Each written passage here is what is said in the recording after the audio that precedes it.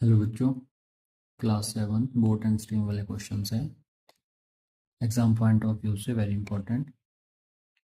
A stream is flowing at 2.5 kilometre per hour, a boat with the speed of 12 kilometre per hour in still water is rowed upstream for 10 hours. Find the distance rowed. How long will it take to return to the starting point? ठीक है बच्चों, तो आपको एक चीज़ की knowledge जरूरी होनी चाहिए कि जब आपसे अपस्ट्रीम की बात कर रहे हैं, अपस्ट्रीम और डाउन स्ट्रीम, ठीक है। तो अपस्ट्रीम में हमेशा जो स्पीड्स होती है वो हमेशा सब्सट्रैक्ट होगी, ठीक है। और डाउन स्ट्रीम में जो स्पीड्स है वो हमेशा ऐड ऑन होती है, ठीक है। तो ये कॉन्सेप्ट आपने ध्यान रखना है। एक ये कॉन्सेप्ट, और दूसरा कॉन्सेप्ट है आपका कि जब आपसे अपोजिट डायरेक्शन की बात करें कि कोई ट्रेन किसी डायरेक्शन जा रही, कुछ भी बोले, तो अपोजिट डायरेक्शन की अगर बात करें तो हमेशा ऐड होएगी आपकी स्पीड। और जब भी आपसे सेम डायरेक्शन की बात करें तो स्पीड हमेशा माइनस होगी। तो ये कुछ कॉन्सेप्ट है जो आपको ध्यान रखने हैं। तो अब क्वेश्चन देख लेते हैं, ठीक है। देखो, गिवन जो है वो लिख लेते हैं। स्पीड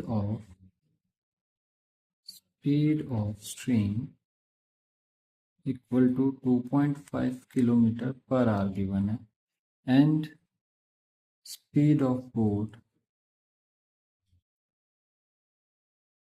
गिवन है आपके पास 12 kilometre per hour, and time given है, सिर्फ एक साइड के लिए गिवन है 10 आवर्स। किस साइड के लिए गिवन है? जब आप अपस्ट्रीम की तरफ जा रहे हैं तो आपसे 10 आवर्स लगे। अब हमें क्या निकालना है? क्वेश्चन में ये भी पूछा है हमसे कि अगर मान लो अपस्ट्रीम, अब ये क्या है कि आपकी स्पीड ऑफ बोट है वो यूं जा रही है, ठीक है। ये नदी बह रही है, ये यूं जा रही है स्पीड ऑफ बोट ऊपर, ठीक है। तो इसमें पता है आपको टाइम ज़्यादा ही लग रहा है, 10 आवर्स। फिर बोल रहे हैं कि जो डिस्टेंस, मान लो कुछ भी डिस्टेंस आ गया, मान लो 100 किलोमीटर डिस्टेंस है हमारे पास, 100, ठीक है। 100 किलोमीटर इसने 10 आवर में किया, पर आपको पता है फ्लो ऑफ रिवर नीचे की तरफ होगा। तो अगर नीचे की तरफ आएगी तो स्पीड क्या होगी? स्पीड ज़्यादा होगी, और ये जो टाइम है वो भी हमें कम लगेगा, कम टाइम लगेगा, राइट। तो देखते हैं कैसे सॉल्व करना है। तो इसमें गिवन है कि आपका ये है, देख करते हैं इसको नंबर केस 1 करके, ठीक है। स्पीड ऑफ बोट ये समथिंग, तो हम बोलते हैं फॉर स्पीड ऑफ बोट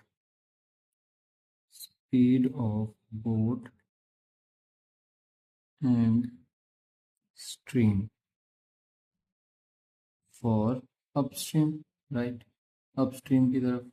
तो दोनों की स्पीड्स क्या हो जाएगी? मैंने बताया अपस्ट्रीम में हमेशा आपकी माइनस होती है, 12 minus 2.5 which is 9.5 kilometre per our, right. Change convert करते हैं इसको, 9.5 को किससे? अच्छा, किलोमीटर पर आवर में, ठीक है। टाइम भी हमें 10 आवर्स है गिवन, ठीक है। तो डिस्टेंस बोला था फाइंड करने को, तो डिस्टेंस हमारे पास निकल जाएगा speed multiply time, which is speed is 9.5 and time दिया था 10 आवर्स, विच इज 95 किलोमीटर। तो 95 किलोमीटर का एक साइड का डिस्टेंस है जब वो अपस्ट्रीम गया। अब देखते हैं कि सेकंड में डाउन स्ट्रीम में कितना आता है।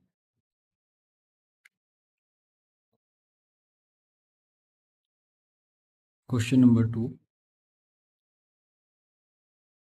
two trains of length 220 meter and 250 meter are running on parallel tracks at speed of 60 km per hour and 48 km per hour.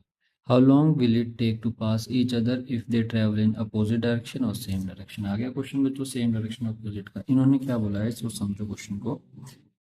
दो ट्रैक्स है, ठीक है। ये ट्रेन का ट्रैक है एक, दूसरा भी एक ट्रेन का ट्रैक है, ठीक है बच्चों। इस पर रेलगाड़ी जा रही है, एक रेल जा रही है 60 किलोमीटर पर आवर की स्पीड से और दूसरी 48 किलोमीटर पर आवर की स्पीड से।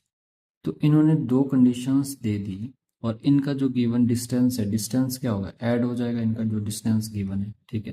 तो इन दोनों के लिए कंडीशन दे दी कि जब अपोजिट की बात हो तो कैसे सॉल्व करेंगे, और जब सेम डायरेक्शन में चल रही, मान लो यही एक यूं जा रही है ट्रेन और एक अपोजिट में एक यूं आ रही है इस ट्रैक पे, पैरेलल ट्रैक्स है, या फिर दोनों ही ट्रेन इस तरफ जा रही है, तो क्या पॉसिबिलिटीज हो सकती है और क्या आपके पास टाइम लगेगा। ठीक है, तो फर्स्टली हम डिस्टेंस कैलकुलेट कर लेते हैं। टोटल डिस्टेंस जो हमें गिवन है 220 मीटर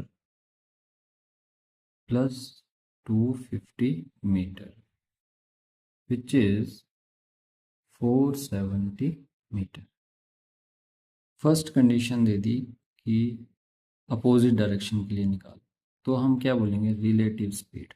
अब स्पीड्स क्या हो रही है, ऐड या माइनस होगी, जब भी आपसे अपोजिट या सेम पूछेंगे तो उसको रिलेटिव बोलते हैं। तो relative speed for opposite direction, opposite direction, एक ट्रेन की स्पीड 60 थी, दूसरे की 48, तो 60 plus 48 which is 100 kilometre per our. तो एक चीज ध्यान रखना बच्चों, ये डिस्टेंस 470 मीटर में है तो और ये किलोमीटर पर आवर, तो यहीं पर इसको चेंज कर लेना,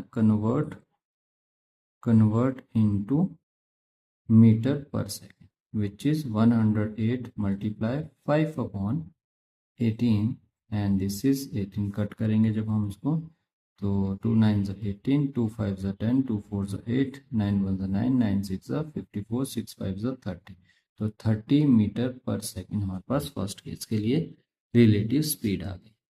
तो हम टाइम इजीली निकाल सकते हैं। टाइम का फॉर्मूला है distance upon speed, and distance आपके पास 470 है एंड स्पीड इज आपके पास कितनी है बच्चों, 30। 0 से 0 कट, 47 को 3 से डिवाइड करोगे तो 15.67 आएगा विच इज ऑन सेकेंड्स। ठीक है, तो इतने सेकेंड्स में क्या करेगी, अपोजिट डायरेक्शन में एक दूसरे को क्रॉस कर लेगी ट्रेन्स। एंड सेकेंड पार्ट है relative speed for same direction, और सेम डायरेक्शन। अब सेम डायरेक्शन में क्या होगा, 60 में से 48 को माइनस कर लेंगे, जो मैंने आपको बताया था which is 12 kilometre per our. इसको भी क्या करो, कन्वर्ट कर लो मीटर पर सेकंड में, convert into metre per second. तो हम इसको क्या सीखेंगे, 12 into 5 upon 18, 2 9 2 6 3 2 3 3 2 5 10 upon 3 metre per second. अब टाइम निकालना है हमें। टाइम का formula distance upon speed, distance is 470 metre and time is 10 upon speed is 10 upon 3। तो हम इसको कैसे लिख सकते हैं, 470 इंटू 3 अपॉन 10, 0 से 0 कट, और 47 3 ज़ा 141 सेकेंड। तो 141 सेकेंड में सेम डायरेक्शन में ये एक दूसरे को क्रॉस करेगी। ठीक है बच्चों, तो ये था आपका आंसर। इसको एक बार वीडियो को फिर से देखना और ये आपको कॉन्सेप्ट समझ आ जाएगा। Thank you.